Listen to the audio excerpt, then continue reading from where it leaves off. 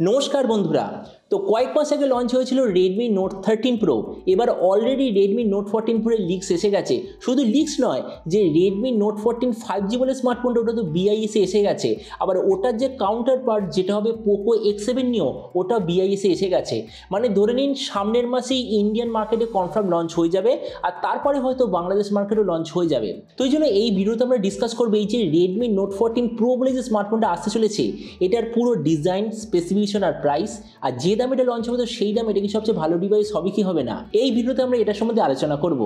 তো চলো শুরু করা যে ভিডিওটা কোনো সময় নষ্ট না করে, আপনি যদি গ্যাজেটওয়াল বাংলা চ্যানেলে প্রথমবার আসেন আর এরকম বাংলা টেক ভিডিও ডেলি দেখতে চান, তাহলে গ্যাজেটওয়াল বাংলা চ্যানেলটা সাবস্ক্রাইব অবশ্যই করে নেবেন। তো প্রথমত আলোচনা করবো এই স্মার্টফোনটার ডিজাইন সম্বন্ধে। তো জেনারেলি দেখছেন এবারে যে রেডমি নোট 14 প্রো, পেছন দিক থেকে দেখতে হবে এক্স্যাক্টলি এরকম। মানে পেছনের যে মেটেরিয়াল ওটা হবে লেদারের ব্যাক কভার, সাইডে আপনি পাবেন প্লাস্টিকের ফ্রেম, এর থিকনেস হবে 8 মিলিমিটার আর ওয়েট 190 গ্রাম। ডিসপ্লের দিক থেকে এতে আপনি পাবেন 6.7 inch 1.5K 120 hertz 12 bit micro curve AMOLED display, তার সঙ্গে 360 হার্জের টাচ সামলিং রেট, 2160 হার্জের ইনস্ট্যান্ট টাচ সামলিং রেট, 1920 হার্জের পিডাল ডিমিং রেট, 1800 নিটসের brightness, 20:9 aspect ratio, 94% screen to body ratio. Display সার্টিফিকেশনে আছে HDR10+ আর ডলবি ভিশন দুটোরই সার্টিফিকেশন, আর তার সঙ্গে গরিলা গ্লাস ভিক্টাসের গ্লাস প্রোটেকশন। তার মানে সোজা কথা বলতে গেলে প্রাইস পয়েন্ট হিসেবে এই যে ডিসপ্লেটা সত্যিই খুব ভালো। প্রসেসরের দিক থেকে এতে আপনি পাবেন Snapdragon 7S Gen 3 5G processor.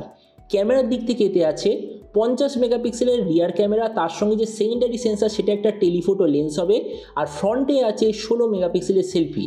তবে যে 50 মেগাপিক্সেল সেন্সার সেটা কোন কোম্পানির তরফ থেকে হবে কোনো প্রপার ইনফরমেশন নেই, কিন্তু আমার যতদূর মনে হচ্ছে মডার্ন ট্রেন্ডের মতো লিটিয়া 600, লিটিয়া 700 বা IMX 882 হওয়ার সবচেয়ে বেশি চান্স। আর এই রিয়ার ক্যামেরার সঙ্গে আপনি OIS EIS দুটোরই অপশান পাবেন। এই যে ফোনটা আপনি ওটা দুটো ভেরিয়েন্টে পাবেন, একটা হলো 8/128GB, দ্বিতীয়টা হলো 12/256GB। র্যামের কোয়ালিটিটা LPDDR4X, মেমোরিতে আছে UFS 2.2 অথবা 3.1, আর তার সঙ্গে কোনো ধরনের ডেডিকেটেড SD কার্ড স্লট নেই। ব্যাটারির দিক থেকে 5500 mAh অথবা 6000 mAh ব্যাটারি আর 67 ওয়াটের চার্জার, আর কানেক্টিভিটি হলো USB Type-C। তো এবারে স্মার্টফোনের বাকি কিছু ফিচার বলতে গেলে এতে আপনি পাবেন Android 14 out of the box, কোনো ধরনের 3.5mm জ্যাক নেই, ডুয়েল স্পিকার, ডলবি অ্যাটমসের certification, under display fingerprint sensor, আর IP64 এর ওয়াটার অ্যান্ড ডাস্ট প্রোটেকশন। আর এর OS আপডেট সাইকেলের দিক থেকে বলতে গেলে যতদূর মনে হচ্ছে 3 বছরের মেজর OS আপডেট আর 4 বছরের সিকিউরিটি আপডেট আপনি পেয়ে যাবেন, কেননা হাইপার OS এ জেনারেলি আমরা এখন বেশি OS আপডেট সাইকেল পাই। তো এবার সবচেয়ে মেন জিনিস, ফোনটা কি দামে লঞ্চ হবে। তো দেখুন, বলা হচ্ছে যে এই স্মার্টফোনটা যখন ইন্ডিয়ান মার্কেটে লঞ্চ হবে আগেরবারের মতোই প্রাইস হবে 25,000 টাকায় বা 25,000-এর আশেপাশে।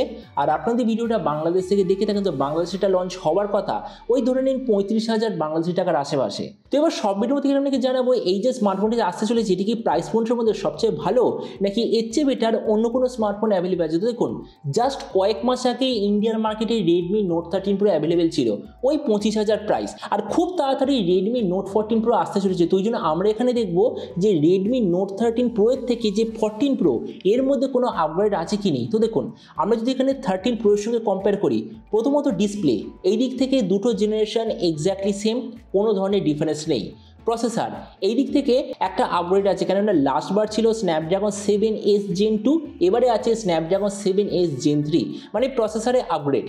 ক্যামেরা এই দিক থেকেও আমি বলবো অ্যাকচুয়ালি আপগ্রেড, কেননা লাস্টবার ছিল 200 মেগাপিক্সেল ক্যামেরা, মানে লাস্টবারের মেন টার্গেট ছিল ক্যামেরার মেগাপিক্সেল, কোয়ালিটি নয় কিন্তু মেগাপিক্সেল। কিন্তু এবারে আপনি মেগাপিক্সেল নয়, ক্যামেরার কোয়ালিটি আপনি বেটার দেখতে পাবেন। তো জন্য আমার যতটুকু মনে হচ্ছে এবারে ক্যামেরাতে একটা ভালো আপগ্রেড আপনি দেখতে পাবেন। তাছাড়া ভেরিয়েন্টের দিক থেকে দুটো জেনারেশন এক্স্যাক্টলি সেম, কোনো ডিফারেন্স নেই। ব্যাটারি আর চার্জারের দিক থেকে একটা মেজর আপগ্রেড পাবেন, কেননা লাস্টবারে ছিল কত 5160 mAh ব্যাটারি, বলেছে যে এবারে আপনি 5500 mAh অথবা 6000 mAh ব্যাটারি দেখতে পাবেন। তার মানে ব্যাটারিতে একটা মেজর আপগ্রেড। তাছাড়া স্পিকারের দিক থেকে দুটো জেনারেশন সেম, OS আপডেটে দুটো এক্স্যাক্টলি সেম।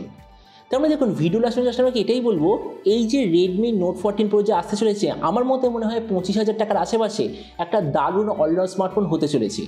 তো এবার আপনি যে কোনো সমস্যা জানাবেন এই যে রেডমি তরফ থেকে নতুন ফোনটা যে আসতে চলেছে, তো আপনি কি এই দামে এটা নিতে চান নাকি অন্য কোনো স্মার্টফোন আপনি চুজ করতে চান, এটা সম্বন্ধে হিসেবে কথা বলতে আমাকে একদমই ভুলবেন না। তো চলুন দেখা হবে আগামী কোনো একটা টেক ভিডিওতে। Till then stay tuned, always remember, think positive, be positive. Thank you.